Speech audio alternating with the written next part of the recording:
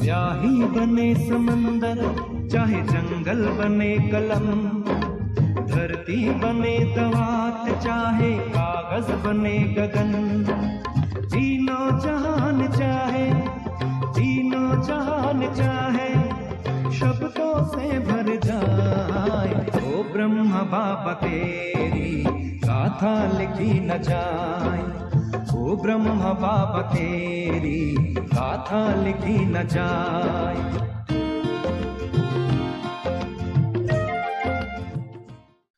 ओम शांति। वैसे जो संडे का अव्यक्त वाणी था उसमें हिम्मत का पहला कदम समर्पण था। समर्पणता के ऊपर बाबा ने जो समझाया था, समर्पणता माना सरेंडर बुद्धि। एक्चुअली हमने भी ब्राह्मण जीवन में इस जगह पे जो हम बाबा हमको यूज कर रहा है उसका आधार भी हमारा समर्पण था। क्योंकि हम जब लौकिक में जॉब करते थे उस समय भी हमको इच्छा होती थी कि हम यज्ञ में सेवा करें। तो हमने कई जगह पे पूछा भी था, सेंटर में, डिपार्टमेंट में, सेंटर पे भी। तो उस समय बाबा ने, और हमने बाबा को बोला कि भाई बाबा, हमारे पास ये स्किल है और हमारे लौकिक में भी इतने सारे जो जॉब करता हूँ जहाँ पर हमको सैलरी भी कम देते हैं और यूज पूरा कर लेते हैं, तो उससे अच्छा आप हमको यूज करो। तो फिर बाबा ने 2009 में ही जॉब छुड़वा के मधुबन में सेवा के लिए यूज किया।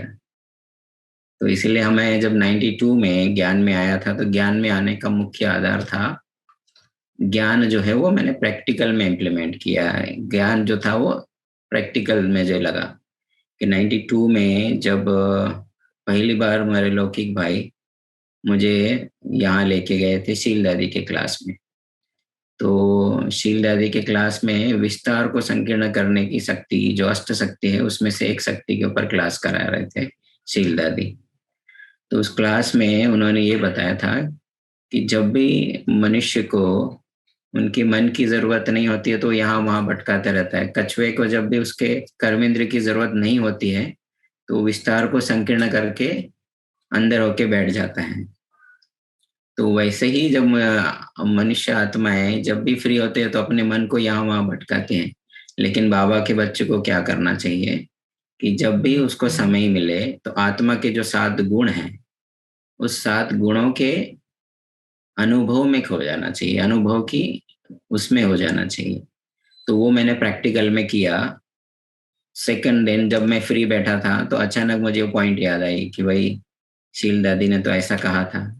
उस समय मैंने कोई कोर्स भी नहीं किया था, तो उसको मैंने जैसे प्रैक्टिकल में किया कि आत्मा शांत स्वरूप हो।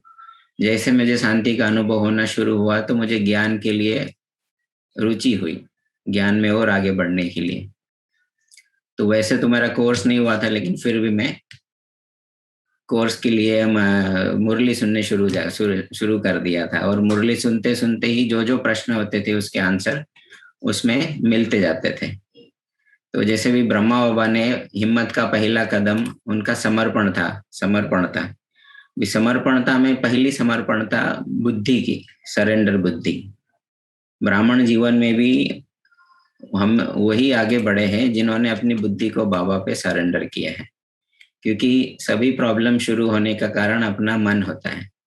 मन बुद्धि से जो भी हम निर्णय लेते हैं या संकल्प विकल्प चलते हैं उसका कारण ही मन है। जब हम मन को सरेंडर करेंगे तो बाबा हमारे से बहुत सारी सेवाएं लेगा। तो इसीलिए बाबा ने इसके ऊपर हिम्मत का पहला कदम समर्पणता की है। और मेरा सबसे ज्यादा, जैसे बाबा के प्यार का रिटर्न्स देना जो बाबा ने कहा था उसमें, तो बाबा के प्यार का रिटर्न्स कैसे दे सकते हैं। जैसे अभी बाबा कलयुग के अंत में ये जो हमारे लिए ये जो योग वाला जो सब्जेक्ट है, योग से हमको काफी सारे फायदे होते हैं। योग से एक तो विकर्म विनाश होता है, ये सबसे बड़ा फायदा है। तो ये प्यार बाबा हमको इतना करता है, सोचो कि दुनिया में जो लोग हैं उन्होंने जो विकर्म किए हैं उसके लिए उनको क्या करना पड़ेगा, सजाई भोगनी पड़ेगी। लेकिन हम बच्चों के लिए बाबा ने क्या लिफ्ट दिया है। बाबा ने कहा है तुम मुझे याद करो तो मैं तुम्हारा विक्रम विनाश कर दूंगा। कितनी बड़ी बात है ना। तो हम याद का हमको चार्ट होना चाहिए, और मैंने पहले से ही याद के ऊपर बहुत ही रिसर्च किया था, और याद में के ऊपर जो भी बाबा मुरली में बोलते थे उसको मैं उसी दिन प्रैक्टिकल में करता था। कि जैसे कभी बाबा ने कहा कि आप मन से विश्व की आत्माओं को सकाश दो, शांति दो, जहाँ कहाँ पे भी कोई झगड़ा होता हो तो वहां पे भी आत्माओं को शांति का दान दो।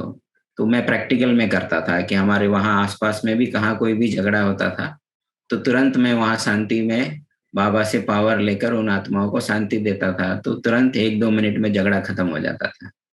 तो ये जो बाबा ने जो ज्ञान दिया उसको हम प्रैक्टिकल में करते थे। इसलिए बाबा जो कहते हैं कि ज्ञान का जो भी ज्ञान है बाबा का, वो एक एक ज्ञान लाखों रुपयों का है।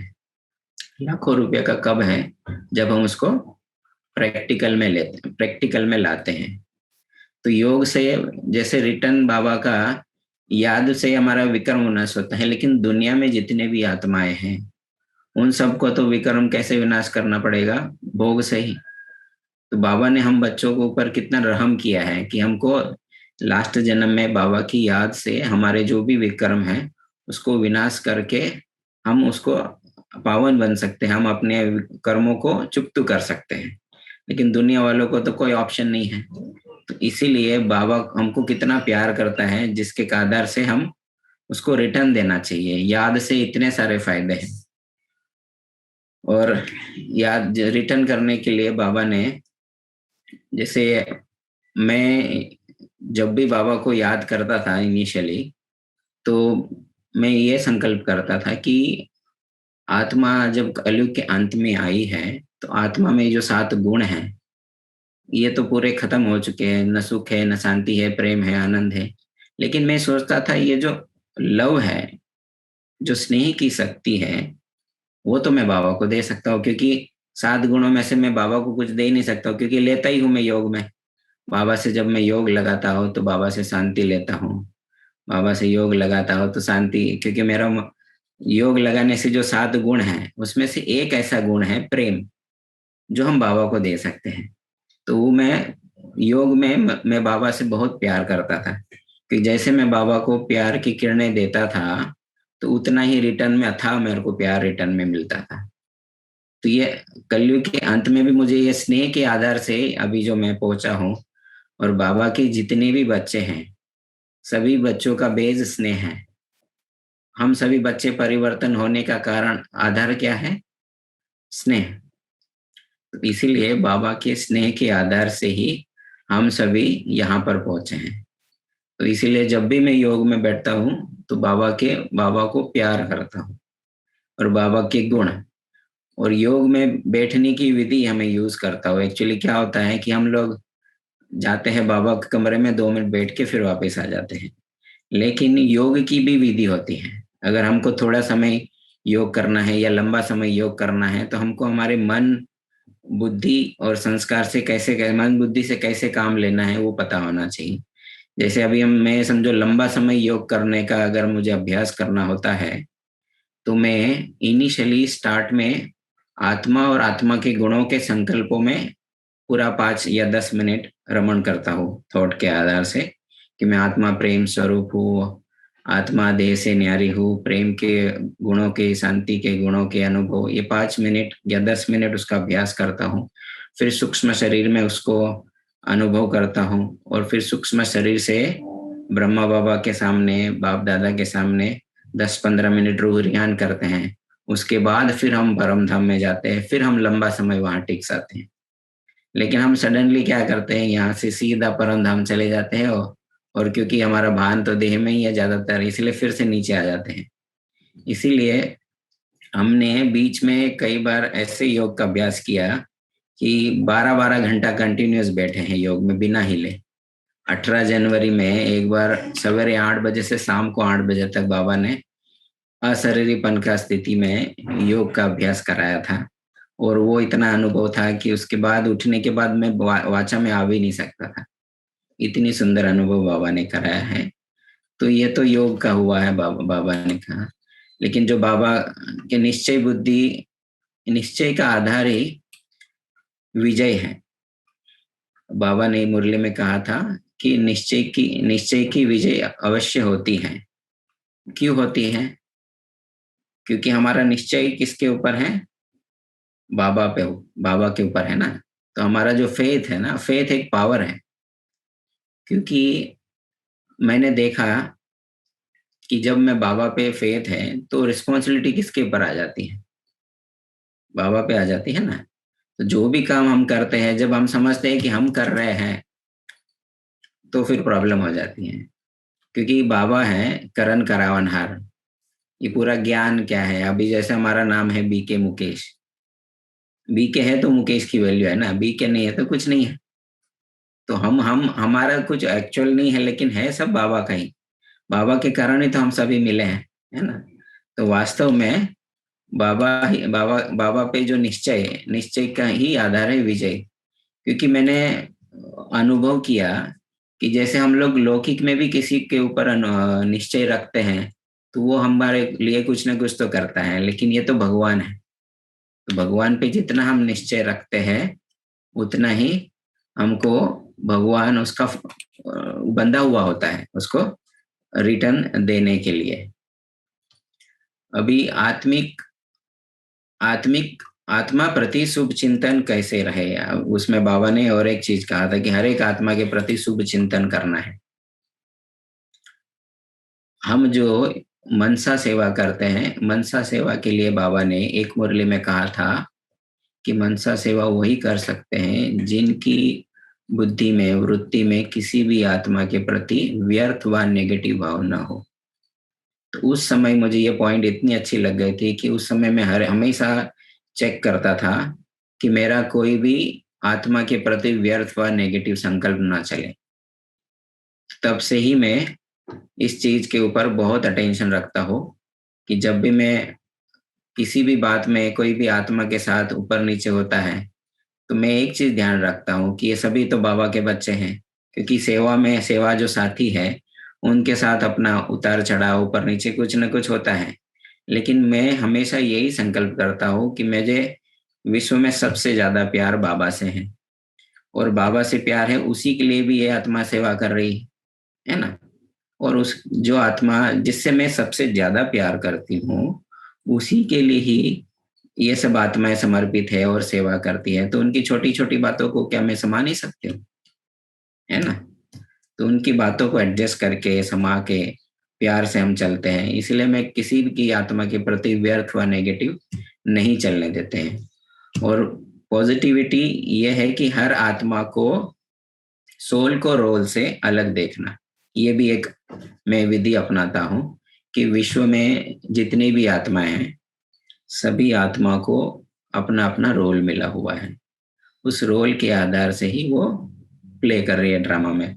जैसे लौकिक में भी ड्रामा जो चलता है, उसमें रोल प्ले करने के बाद फिर आपस में आके मिलते हैं और एक नॉर्मली लाइफ जीते हैं। तो उसमें वो रोल के आधार से, वो रोल खत्म होने के बाद भी उसको लेके नहीं बैठे रहते हैं। इसीलिए ही सोल को रोल से अलग देखने का अगर अभ्यास होगा, तो हमारी बुद्धि में ये होगा कि ये भी आत्मा है, इसको ये रोल मिला है, तो उसके प्रति हमको व्यर्थ नहीं चलेगा। तो ये इस प्रकार से बाबा ने जो हमको ये आत्मा के प्रति जो शुभ चिंतन बाबा ने कहा था मुरली में, उसका मैं ये प्रैक्टिकल इस प्रकार से करता हूँ। और मनसा सेवा के लिए तो बहुत जरूरी है शुभ चिंतन। तन को समर्पण करने से क्या होता है, बाबा हमको सेवा में लगाता है। वैसे जब मैं बॉम्बे में जब था, उस समय बाबा ने तन की सेवा से ज्यादा सूक्ष्म सेवा ज्यादा कराई थी। और जब मैं मधुबन आया तो तन से ज्यादा सेवा ले रहा है बाबा। क्योंकि जब मैं लौकिक में था, तो वहां पर मैं लौकिक में जहाँ जॉब किया, वहां मैं हर जगह पे बैलेंस रखता था। मैं घर पे लौकिक में जो मैं घर है, वहां पर भी मैं अगर घर का पूरा मम्मी को काम में हेल्प करता था, खाना बनाना, बर्तन धोना, ये सभी प्रकार की हेल्प उनको करता था। और सेंटर में जाता था तो सेंटर की भी सेवा करता था, और ऑफिस का भी काम टाइम पे करता था। माना हर एक आत्मा के प्रति जिन जिन आत्माओं से हमारा संपर्क होता है, उन सभी से संतुष्टता का सर्टिफिकेट लेना होता है। तभी हम, बाबा ने जो कहा था कि तभी हम सभी से संतुष्ट का सर्टिफिकेट लेने से ही दुआएं मिलती हैं। कभी कभी हम सोचते हैं कि सेंटर पे सेवा करने से हमारा भाग्य बनेगा और घर में लौकिक वाले झाड़ू भी नहीं मारते हैं, लेकिन ऐसा नहीं है। सेवा का आधार है भाव। सेवा में भाग्य बनने का आधार है भाव और भावना। अगर हमारी भाव और भावना घर पे भी उसी भावना से करता हो कि ये भी बाबा का ही घर है, बाबा ने मुझे यहाँ निमित्त बनाया है इन सभी आत्माओं की सेवा के लिए, और उसी प्रकार से मैं लौकिक वालों की भी सेवा करती हूँ आत्मा, और सभी को एक ही प्रकार से एक ही नजर से देखती हूँ। जो तो उससे क्या होगा कि लौकिक में भी आपको ब्लेसिंग मिलेगी, और जो सेंटर पे होते हैं सेंटर पे भी अगर हम उसी भावना से करते हैं तो सब जगह पे बाबा ने बोला एक जैसा ही मार्क्स मिलता है। तो मार्क्स का आधार है भावना। तो यज्ञ में जो हम सेवाएं करते हैं वो उसका आधार ही बाबा बोलते हैं भावना है। बाबा ने एक मुरली में कहा था टीचरों को स्पेशली कि भाई आप कितनी भी मेहनत करते हो, दिन रात एक करते हो, लेकिन अगर सेवा में अगर भाव नहीं है, भावना नहीं है, तो 5% ही जमा होता है। इसीलिए सेवा में समर्पणता, जो हमारा तन भी बाबा अगर सेवा में यूज करे, कब यूज करेगा? जब हमारा बाबा के प्रति, यज्ञ के प्रति स्नेह और भावना हो। तो ये हमारी श्रेष्ठ भावना होने से ही बाबा हमको यूज करता है।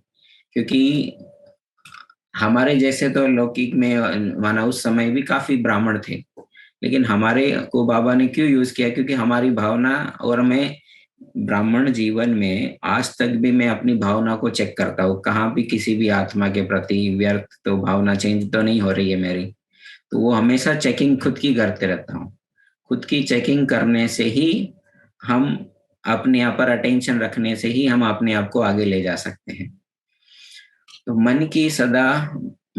को भी सदा मन मना भव की विधि से सिद्धि स्वरूप बनाया ब्रह्मा बाबा ने। ये भी बाबा ने कहा था कि जैसे तन को यज्ञ सेवा में समर्पित किया, वैसे मन को मन मना भव माना हर समय मन को बाबा की याद में लगाना। वैसे में हमने स्टार्टिंग में जब भी चार्ट रखते थे, हम हर घंटे का सोमान का चार्ट रखते थे, और वो चार्ट हमने अपने सभी सेंटर के जितने भी ब्राह्मण आत्माएं थी सबको दिए थे। तो स्टार्टिंग में जो हम योग का अभ्यास करते थे, चार्ट रखते थे हर घंटे का। मैं 7 से 8 में मास्टर ज्ञान सूर्य हूँ, फिर 8 से 9 में मास्टर सर्वशक्तिमान हूँ, 9 से 10 मैं फरिश्ता स्वरूप हूँ। ये प्रकार से हम अभ्यास करते थे। उससे क्या होता था कि मन को बिजी रखना होता। तो मन को मैं जितना जितना बिजी रखता हूँ हर घंटे का अपना याद योग का चार्ट रखकर, उतना क्या होगा, मन बिजी रहने से हमारे को एनर्जी भी बचती है। हमारे जो संकल्प है, आत्मा दिन में 1 मिनट में 20 से 25 संकल्प करते हैं, लेकिन जो योगी आत्माएं हैं वो अपने संकल्प को बचाती है, क्योंकि संकल्प ही शक्ति है। आत्मा की एनर्जी जो है वो संकल्प ही शक्ति है। तो जैसे भी क्वालिटी वाली चीज होती है वो कम होती है, और क्वांटिटी में क्वालिटी कम हो जाती है, वैसे ही संकल्प जितने हमारे ज्यादा उतनी क्वालिटी कम। संकल्प जितने ही कम और क्वालिटी वाले उतनी ही शक्तिशाली होते हैं। तो इसीलिए हमको आत्मा को अपने संकल्पों पे भी अटेंशन रखना चाहिए। हमारा मैंने बीच में एक जन से पूछा था क्या आप क्या अभ्यास करते हो, तो उन्होंने बोला मैं अपने मन पे ध्यान रखता हूँ, क्योंकि मन घोड़ा है। क्योंकि मन यूजुअली हम 24 घंटे में हम अपने पे ध्यान ही नहीं रखते हैं। अभी हम जो भी बातचीत कर रहे हैं, अभी हमको अपने को आत्मा समझने वाले कितने बैठे हैं यहाँ? कितने अपने को आत्मा समझ के बैठे है ना? तो बाबा का लेसन, पहला ही लेसन कौन सा है? आत्मा समझो, है ना? सबसे पावरफुल भी यही है। बाबा ने एक मुरली में कहा था आत्म अभिमानी स्थिति ही बाबा की याद है। अगर मैं अपने को पावरफुल आत्मा, देह से न्यारी आत्मा का अभ्यास करता हूँ, तो ऑटोमेटिकली जैसे देह से न्यारा होगा तो बुद्धि कहाँ चली जाएगी? मन बुद्धि बाबा के पास चली जाएगी। बाबा के पास चलेगी माना बाबा की याद ऑटोमेटिक आ जाएगी। ये जो भी प्रॉब्लम्स होते हैं उसका कारण ही देहभान है। हमको जितने भी प्रॉब्लम्स जीवन में आते हैं उसका आधार क्या है? देहभान। दुख का आधार क्या है? देहभान। और हमारे जितने भी स्वभाव संस्कार सभी का बेस ही देहभान है। तो जितना खुद को देह से न्यारी आत्मा का अभ्यास करेंगे, उतना ही आत्मा के गुण और शक्तियों को हम अपने आप में अनुभव भी करेंगे। जैसे आत्मा के 7 गुणों का भी अभ्यास करते करते उसको अनुभव में भी ला सकते हैं। तो ये जो आत्मिक स्मृति का अभ्यास मैंने चार्ट रखा था, हर 10 मिनट में देह से न्यारा होने का अभ्यास 10 सेकंड के लिए करता था, लेकिन वो 10 सेकंड में इतना पावरफुल करता था कि उस 10 सेकंड में आत्मा के सिवाय कुछ अनुभव नहीं होता था। तो उससे क्या होता था कि जैसे आत्मा में बैटरी चार्ज होती जाती है, तो आगे का जो टाइम है उसमें भी आपका जो कर्म जो भी करते हैं उसमें परफेक्शन भी रहता है। बाबा ने एक मुरली में कहा था कि मेरी याद में आप जो भी कर्म करेंगे उस कर्म में कोई भी मिस्टेक नहीं होगी, गलती नहीं होगी। तो उस समय में 99 में मैं एक न्यूज़पेपर में जॉब करता था। उस समय बाबा ने मुरली में ये पॉइंट कहा था कि आप मेरी याद में जो भी कर्म करेंगे आपके कर्म में कोई भी गलती नहीं होगी। तो मैंने उसको प्रैक्टिकल में किया। मैं उसमें कुछ टाइपिंग करता था अंग्रेजी में, वहाँ शेड्यूल, तो उस समय मेरी स्पेलिंग बहुत मिस्टेक होते थे। तो जो करेक्शन करने वाला होता था ना, रोज मुझे डांटता था कि आपकी इतनी सारी मिस्टेक हो रही है। तो उस दिन मैंने बाबा की पॉइंट के आधार से मैंने पूरा काम किया और उस दिन उसको एक भी गलती नहीं मिली और वो सरप्राइज हो गया। इतनी बड़ी बड़ी स्पेलिंग थी, वो भी मेरे को पता नहीं था, वो भी एकदम परफेक्ट हो गई। क्योंकि बाबा ने कहा था कि मेरी याद में अगर आप कर्म करते हो तो जिम्मेवार कौन है? बाबा है। तो बाबा जिम्मेवार है तो बाबा गलती कर ही नहीं सकते, है ना? तो क्योंकि रिस्पॉन्सिबिलिटी बाबा की हो जाती है, इसीलिए बाबा मुरली में जो कहते हैं उसको मैं उसी दिन प्रैक्टिकल में करने का प्रयत्न करता हूँ। तो उससे ही मुझे ज्ञान में रुचि भी आने लगी और उसको मैं प्रैक्टिकल में करते जाता था। तो इस प्रकार से मुझे, जैसे बाबा ने कहा कि याद से कर्म करते रहो, तो कर्म में परफेक्शन आना शुरू हो गया। और कर्म में जो काम 8 घंटा लगता था ऑफिस में, मुझे वो 2 घंटे में खत्म हो जाता था, क्योंकि बाबा की याद की पावर होती थी साथ में। वही काम दूसरे जो करते थे उसको 8 घंटे लगता था कि, लेकिन मुझे 2 घंटा लग जाता था, क्योंकि मैंने बाबा की याद में इतने फास्ट काम हो जाते। तो ये बताया था बाबा ने। और बाबा ने निश्चिंत बेफिक्र बादशाह, ब्रह्मा बाबा का एक अभ्यास था कि साक्षी और साथी, इसीलिए वो निश्चिंत था। और ड्रामा जो है, बाबा हमेशा बाबा बड़ा या ड्रामा बड़ा बोलते हैं, क्योंकि ड्रामा एकदम परफेक्ट एक्यूरेट बनता है ना? ड्रामा जो चल रहा है एज इट इज चल रहा है, और बाबा को ड्रामा पे हम निश्चय था। तो इसीलिए बाबा साक्षी होकर अपना पूरा रोल प्ले करते थे। और बाबा को इतना निश्चय था, ब्रह्मा बाबा को, शिव बाबा पे, कि ये जो ड्रामा है परफेक्ट है। और जैसे मम्मा हुक्मी हुक्म चला रहा है, प्रैक्टिस करती थी, और बाबा को निश्चय था कि नथिंग न्यू, ड्रामा जो है परफेक्ट है ना? तो इस प्रकार से मैं थोड़ा अभ्यास करते रहता था। और बाकी अगर आपको किसी को कुछ पूछना है तो आप पूछ सकते हैं।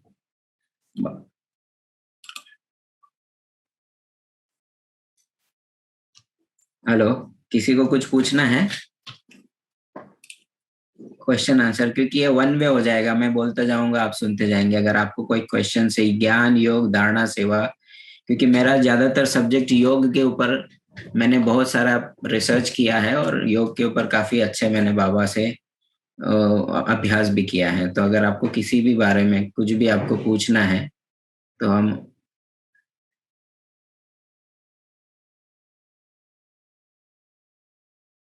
वैसे दादी जो है मुरली, प्रकाश मणि दादी मुरली 5 बार पढ़ते थे दिन में। तो जितना मुरली पढ़ते हैं उस समय हमारा बुद्धि क्या है, वो मुरली में ही होता है ना। तो उस हिसाब से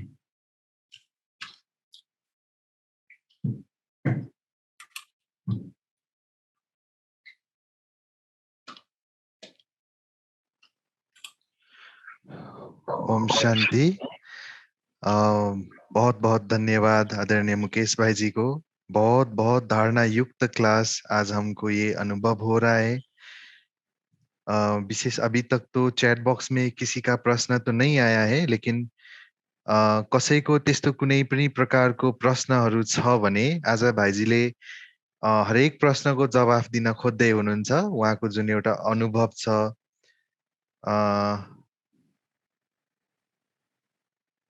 ये एउटा प्रश्न आइरहेको छ। अभी भाइजी एक प्रश्न आ रहा है स्क्रीन में हाँ, कि किसी ने लिखा है कि योग में बैठने से सिर दर्द करने लगता है और ऐसा क्यों होता है? ओके। इसका आधार बहुत सारी चीजें हैं। जैसे योग, अभी क्या होता है, हमारा पूरा दिन भर माइंड यहाँ वहाँ और बहुत सारी बिजी होता है ना, ब्रेन। तो वो एक आधार, क्योंकि सडनली हमको आदत नहीं है मन को एकाग्र करने का, तो इसीलिए उस समय योग अगर हेडेक होता है उसका दो तीन, एक ही रीजन नहीं हो सकता है। हेल्थ का भी हो सकता है, दूसरा आपने स्टार्टिंग में अगर नए नए आए हैं तो हो सकता है। अगर हम योग में, मैं भी स्टार्टिंग में नया नया आया था, उस समय कभी कभी होता था, लेकिन जैसे जैसे मेरा खान पान में भी, प्रैक्टिकल में भी चेंज होता गया, क्योंकि खान पान से भी थोड़ा फर्क पड़ जाता है। दूसरा कि हेल्थ के ऊपर के आधार से भी होता है। बाकी हमारा देह से न्यारा होने का जितना अभ्यास होगा तो ये प्रॉब्लम कम होता जाएगा। जैसे बाबा ने कहा ना, हर घंटे में रूहानी ड्रिल करो, देह से न्यारा होने का अभ्यास करो। तो ये जितना हम करेंगे उतना ये जो हेडेक का प्रॉब्लम है ना वो सॉल्व होता जाएगा। क्योंकि मुझे भी जब मैं 14 साल का था तब ज्ञान में आया, तब मेरे को बहुत हेडेक की प्रॉब्लम थी। और योग में प्रैक्टिस करते करते ही मेरा हेडेक का प्रॉब्लम खत्म हो गया था। इसीलिए देह से न्यारा होने का और मन के संकल्पों को ब्रेक लगाकर एनर्जी को बचाने का अभ्यास करेंगे तो ये हेडेक वाला प्रॉब्लम भी मेरे ख्याल से सॉल्व हो सकता है। और ये ज्यादा मीडिया का प्रभाव है, इससे कैसे मुक्त हो सके। ओके, इसीलिए फिर हमको अपने आप को डिटॉक्स करना पड़ता है, उसको डिजिटल डिटॉक्स कहते हैं। माना हमको हमारे जो गैजेट्स है, मोबाइल है या जो भी है, वो हमको कितना समय यूज करना है वो हमको हमारा नियम बनाना पड़ेगा। अगर हम नियम नहीं बनाएंगे और मोबाइल पे ही लगे रहेंगे तो न्यूज और वो सब आता रहेगा। मैं अपना प्रैक्टिकल बताता हूँ। लास्ट ईयर 2020 में जब कोरोना का न्यूज आया कि भाई कोरोना से इतने पेशेंट आए, कहने से इतने पेशेंट आए, जब कुछ 1000 या 1500 तक का न्यूज आया ना, उस समय मैंने संकल्प किया कि मेरे को अभी न्यूज नहीं सुनना है। न्यूज सुनने से हमारी एनर्जी वेस्ट हो रही है, उससे अच्छा है कि मैं उन सभी आत्माओं को योगदान दूं। तो मैंने उसके बाद न्यूज देखना बंद किया और आज तक नहीं देखा कितने हुए कितने नहीं हुए। लेकिन मेरा लक्ष्य होता है कि मैं विश्व की आत्माओं को योगदान से उनको सकाश दूं, बट मैं न्यूज नहीं देखता हूँ। और कोई? जी भाई जी, बहुत सारे प्रश्न आ रहे हैं। How to make the vibration powerful, vibration को कैसे पावरफुल बनाना है, और मुरली सुनते समय किसी को नींद आता है उसका कारण क्या है, और अमृत बेला आलस्य ज्यादा होता है, इसका सल्यूशन भी। अमृत वेला जो आलस्य होने का, मैं अपना प्रैक्टिकल बताता हूँ। क्योंकि मैं 6 बजे, 6 साढ़े 6 के बीच में जल्दी खा लेता हूँ और कम खाता हूँ रात को। और अमृत वेला उठ के सबसे पहला जैसे हम उठते हैं तो हमारा पहला ही कॉन्शियस बाबा के पास जाना चाहिए, पहला ही संकल्प। और जितना हो सके उतना मन बुद्धि को बाबा के साथ सरेंडर कर देना चाहिए। जैसे बाबा ने संडे की मुरली में कहा था, मन बुद्धि को सरेंडर करो। तो जैसे ही मैं उठता हूँ मन और बुद्धि को बाबा पे सरेंडर करता हूँ और जितना हो सके उतना मैक्सिमम टाइम उसमें टिका रहने देने का अभ्यास करता हूँ। तो जितना हम सरेंडर करेंगे उसके बेस पे हमारा पूरा दिन भर की दिनचर्या और एक्टिविटी भी होती है। तो इसलिए मन को सरेंडर करना बहुत जरूरी है। और खाना पीना भी बहुत, और हमारा दिन में अगर योग का अभ्यास नहीं है तो अमृत वेला भी हमारा डल हो सकता है। क्योंकि हमारी दिन भर की एनर्जी भी हमको अगले दिन के लिए प्रिपेयर करती है। और दूसरा, बाबा ने एक मुरली में कहा था कि रात को सोने के पहले आपको पूरा पोतामेल बाबा को देना है, मन को हल्का करके खाली करके सोना है। ये करेंगे तो भी हमको सब अमृत वेले फायदा होगा। दूसरा, रूहानी ड्रिल का अभ्यास। हर घंटे में 1 मिनट देह से न्यारा होने का जो अभ्यास हम करेंगे तो उससे क्या होगा कि आत्मा की जो एनर्जी संकल्पों में दिन भर यूज होती है उसमें वो बचती जाएगी, और एनर्जी बचने से क्या होगा, आत्मा पावरफुल बनती रहेगी। और जितनी पावरफुल बनेगी तो दूसरे दिन भी उसका इम्पैक्ट मिलेगा और आप उसमें स्टेबल रह सकते हैं। अमृत वेला भी आपका ठीक हो सकता है। और क्या था? भाई जी, किसी ने लिखा है कि जिनको भी डिप्रेशन का प्रॉब्लम है उनको ज्ञान में कैसे चलना चाहिए, क्योंकि बाबा का ज्ञान पूरा ही मन और बुद्धि के ऊपर है। मैं मेरे मेरे ऑफिस में एक कलीग थी, उसका भाई को डिप्रेशन था, तो उसने मुझे पूछा क्या करना चाहिए। मैं बोला उसको आप 7 डेज कोर्स के लिए ले जाओ, भले उसको सुनने नहीं आए हो लेकिन उसको 7 दिन ले जाओ, बाबा के कमरे में बैठाओ, वहां जो सुनता है जितना जितना उस वातावरण में जाएगा तो उसका प्रभाव उसके ऊपर आपे ही आता जाएगा। वो अभी घर पे ही रहेंगे तो वही होगा, लेकिन बाबा के घर में, बाबा के कमरे में जाएंगे, वहां पर कोर्स का सुनेंगे, भले उसको समझ में नहीं भी आया लेकिन उसको कोर्स कराओ। तो उसने कोर्स किया, 1 महीना चला, उसका डिप्रेशन ठीक हो गया, फिर उसने छोड़ दिया तो कोई बात नहीं, लेकिन उसको बाबा के ज्ञान से कुछ तो फायदा हुआ ना। तो इसीलिए आना जरूरी है। बाबा का ज्ञान, बाबा का जो घर है वो हॉस्पिटल भी है, वो रूहानी हॉस्पिटल है। मुझे जब भी हॉस्पिटल दिखाई देता था तो मुझे 2 चीज ध्यान में आती थी कि भाई विश्व की जो भी आत्माएं हैं, जिसका शरीर का इलाज करने के लिए तो डॉक्टर दवाखाना है, लेकिन मन का इलाज के लिए क्या है? मन के इलाज के लिए हम बाबा के बच्चे हैं। हम बाबा के बच्चों को विश्व की आत्माओं के लिए, मन की शांति के लिए योगदान करना चाहिए। मैंने विश्व की आत्माओं के लिए, जब भी मैं बॉम्बे में था, 18 साल बॉम्बे रहा, मेरा एक दिन भी नहीं गया होगा जिसमें मैंने विश्व की आत्माओं को मन की शांति नहीं दिया होगा, योगदान नहीं दिया होगा। मेरा जब भी योग का सब्जेक्ट आता है, सबसे पहला मैं परम धाम में जाता हूँ, बाबा के सभी बच्चों को इमर्ज करता हूँ आत्मा के रूप में परम धाम में, और सबको शांति का दान देता था। क्यों? क्योंकि सभी बाबा के बच्चे हैं। विश्व में जितने भी है वो फिजिकल बीमारी का इलाज तो डॉक्टर के पास है, लेकिन मन की बीमारी का इलाज किसके पास है? हम बाबा के बच्चों के पास ही है ना। हमारे सिवाय कोई उनका कल्याण नहीं कर सकता है। तो मुझे उन सभी आत्माओं के ऊपर बहुत रहम आता था, प्यार आता था, इसीलिए मैं एक दिन भी मेरा ऐसा नहीं होगा जब भी मैंने विश्व की आत्माओं को मन की शांति का दान नहीं दिया होगा। और मुझे पता भी नहीं था कि मैं 18 साल के बाद जब मधुबन में आऊंगा तो पीस ऑफ माइंड चैनल की सेवा में ही मुझे निमित्त बनाएगा बाबा। तो बाबा ने उसी चैनल का नाम पीस ऑफ माइंड रखा। और मैंने बाबा को ये बोला था कि बाबा आप शिवानी बहन को तो यूज कर रहे हैं मीडिया की सेवा के लिए, मुझे भी करो। तो 1 साल में मेरा जॉब भी छूट गया और मैं मधुबन भी आ गया, और मधुबन में पीस ऑफ माइंड की सेवा शुरू हो गई, और बाबा ने काफी सारा सेवाएं कराया। इसीलिए हम मन बुद्धि से बाबा को जो सरेंडर और दिल रखते हैं तो बाबा हमको यूज करता है।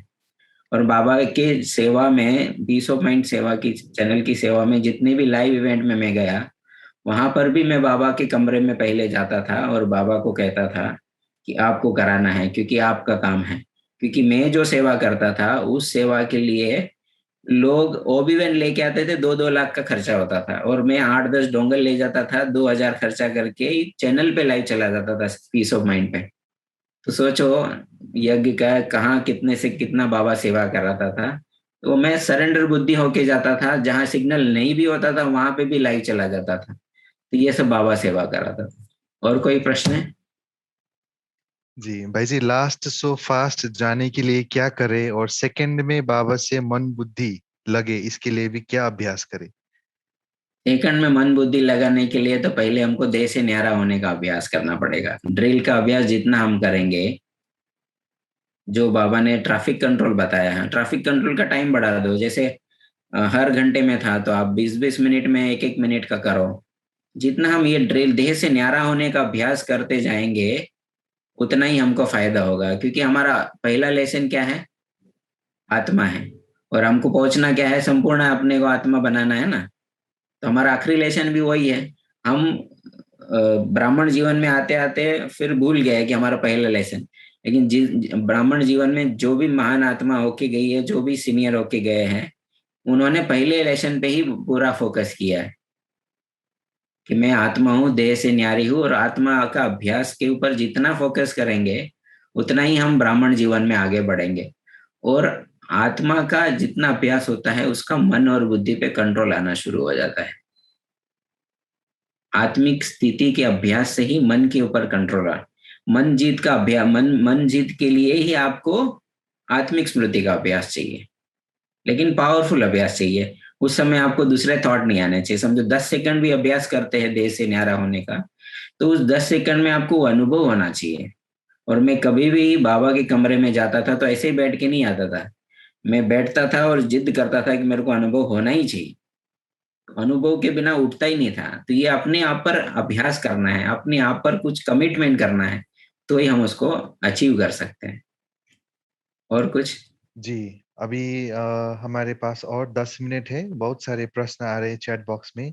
भाई जी, किसी ने लिखा है कि योग में रहने से जब भी हम योग करते हैं तो पुराने जो मन के घाव हैं, जो पुरानी यादें हैं, वो हाँ, डिस्टर्ब करता है योग में। कैसे उसको मिटाएं? उसके लिए बाबा ने मुरली में कहा है, लिख के दे दो, लिख के बाबा के कमरे में रख दो और सरेंडर कर दो बाबा को। बाबा देखो, जब भी हम मधुबन आते हैं बाबा के कमरे में, हमारा जो भी कमी कमजोरी आई या हमारे से जो भी मिस्टेक हो गई है वो लिख दो। बाबा आया ही हमको, बाबा को बताने से मन से हल्का हो जाते हैं, है ना। वो लिखना बहुत जरूरी है, लिख के देने से हल्का हो जाता है और बाबा से प्रॉमिस करके और बाबा से शक्ति लेकर फिर हम उसको ओवरकम कर सकते हैं। लेकिन ये जो सोल कॉन्शियस वाला अभ्यास, देह से न्यारा होने का अभ्यास करेंगे तो ये चीज आस्ते आस्ते कम होती जाएगी। लेकिन लिखना बहुत जरूरी है। सबसे पहला पार्ट है लिख के क्लियर कर दो, लिख के बाबा के वहां बाबा के कमरे में दे दो। और जी भाई जी, यहाँ पे किसी ने लिखा है कि अ, जैसे बाबा कहते हैं कि 8 घंटा हमको याद में रहना है, लेकिन शुरुआती तौर पर जैसे शुरू के 1-2 घंटा होता है वो तो पूरा एकदम इफेक्टिव होता है, लेकिन बाकी के टाइम वेस्ट जाता है वेस्ट चिंतन में। तो उसको कैसे इफेक्टिव और अनुभव युक्त बनाए?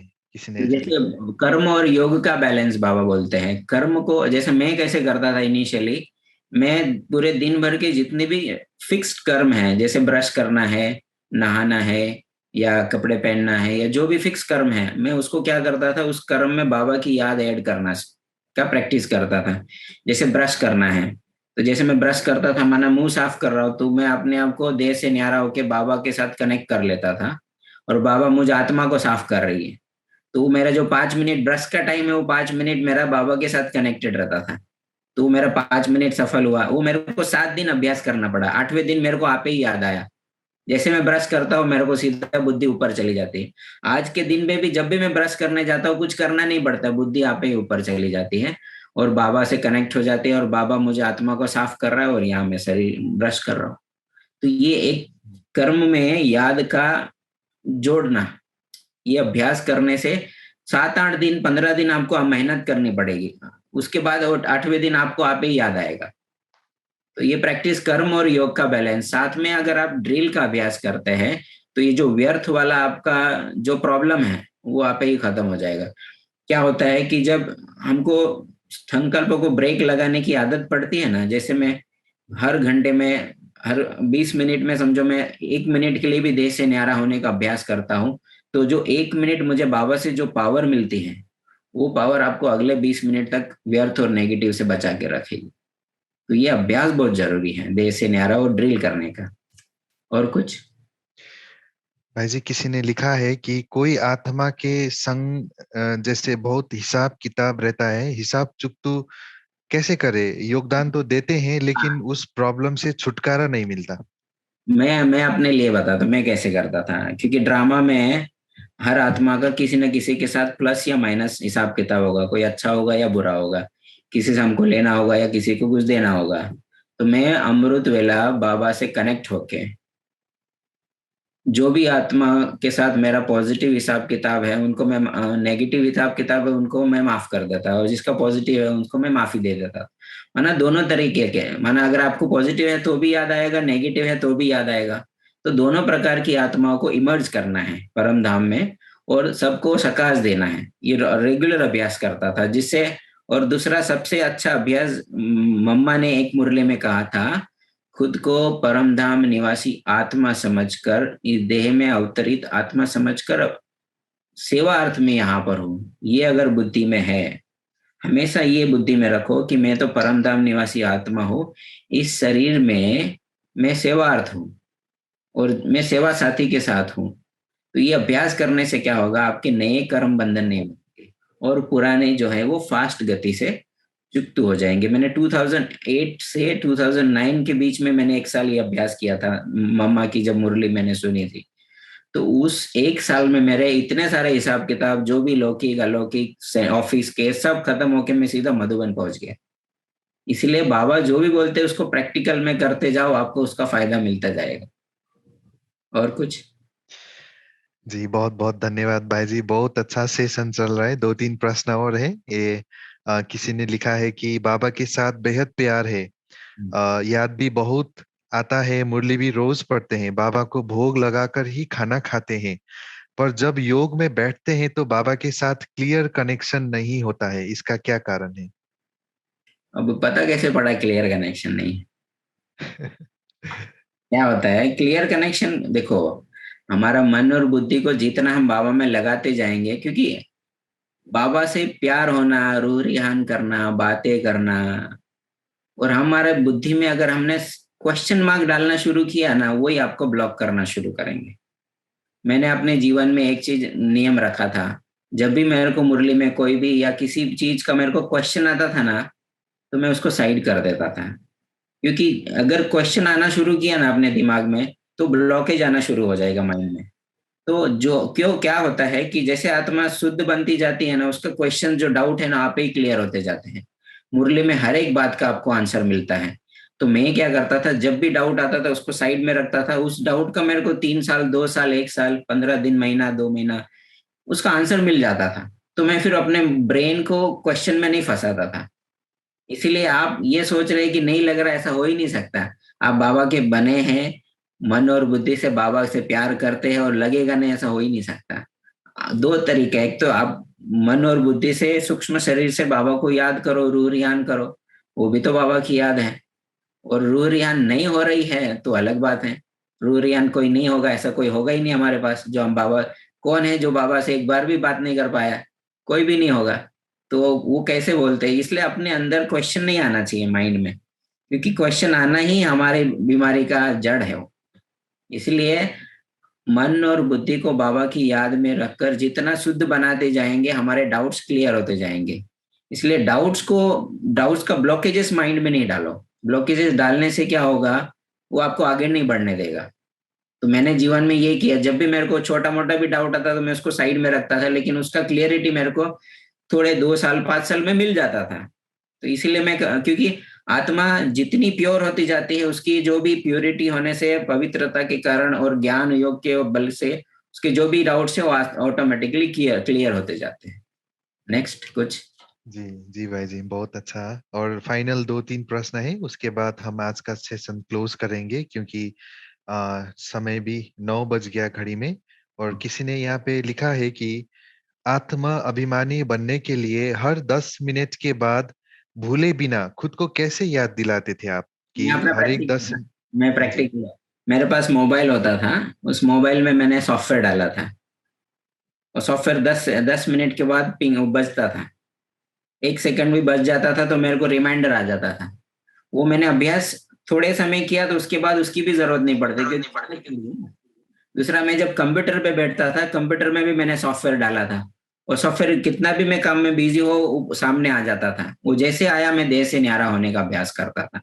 तो हम जहाँ जो जो फील्ड में काम करते हैं, उस फील्ड में हमको हमारी युक्तियां निकालनी है कि हम बाबा को कैसे याद करें, उसको कैसे अभ्यास को बढ़ाए। तो हर एक की अपनी अपनी फील्ड के हिसाब से उसको युक्तियां रचनी पड़ेगी। जैसे मैं कंप्यूटर में बैठता था तो मैंने कंप्यूटर में सॉफ्टवेयर डाल दिया था। जैसे वो काम में कितना भी बिजी हो तो पॉपअप आ जाता था सॉफ्टवेयर का। जैसे आया सॉफ्टवेयर खुल गया, अपने सोमान याद आया तो मैं देर से न्यारा हो जाता था। तो ऐसे अभ्यास करना है। जी। मुरली सुनते समय किसी को नींद आता है, उसका कारण क्या है भाई जी? उसके 2-3 कारण होते हैं, एक ही कारण नहीं होता है। मैंने देखा था हमारे सेंटर पे एक भाई था, बहुत अच्छा मुरली याद भी रहता था, लेकिन मुरली में सोता था। बहुत अच्छा क्वेश्चन। तो वो क्या होता है, ये लोगों के ब्रेन का भी होता है, फिर फिजिकल बीमारी का भी रीजन हो सकता है, लेकिन खाने पीने का भी रीजन हो सकता है, या तो हम जल्दी उठे हैं, फिर मुरली में बैठे हैं, समझो जल्दी उठ गए अमृत वेला, उसके बाद हमने ब्रेक भी नहीं लिया है, तो भी हो सकता है। लेकिन मुरली में नींद ना आए उसके लिए अभ्यास जरूरी है।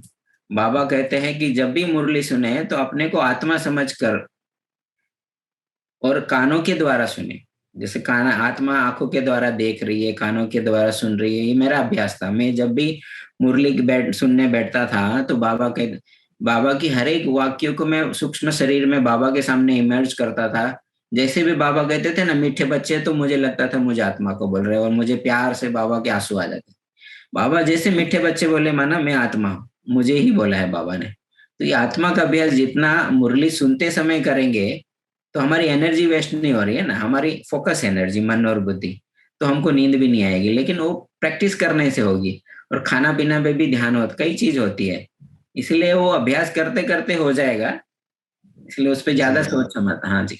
जी जी भाई जी, बहुत अच्छा लग रहा है। आज ये सेशन बंद करने का ऐसे मन नहीं कर रहा है, क्योंकि फर्स्ट टाइम 1 साल के अंतर में आज हम लोग देख रहे हैं कि विराटनगर के इस जूम लिंक में 265 लोग, 272 लोग थे, कंटिन्यूस जुड़े हुए हैं। तो इससे भी सिद्ध होता है कि आज के प्रोग्राम से बहुत सारे बाबा के बच्चे लाभ ले रहे हैं, क्योंकि विशेष धारणा युक्त भाई जी का हर एक बोल ऐसे हमको अनुभव हो रहा है।